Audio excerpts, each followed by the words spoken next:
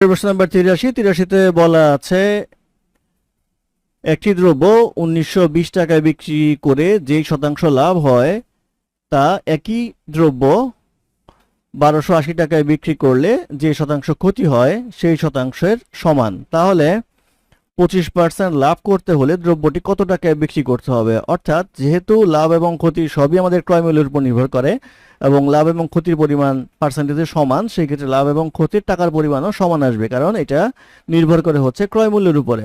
তাহলে আমরা যদি এই 1920 প্লাস হচ্ছে এই 1280 এটাকে 2 দ্বারা ভাগ করি, তাহলে আমরা ক্রয় মূল্যটা পেয়ে যাব। এটাকে 2 দ্বারা ভাগ করলে আসবে হচ্ছে 1600 টাকা। 1600 টাকা হচ্ছে ক্রয় মূল্য। তাহলে আর 25% লাভে বিক্রয় মূল্য আসবে হচ্ছে 1600 ইন্টু 25% মানে হচ্ছে 125% দামে বিক্রি করতে হবে।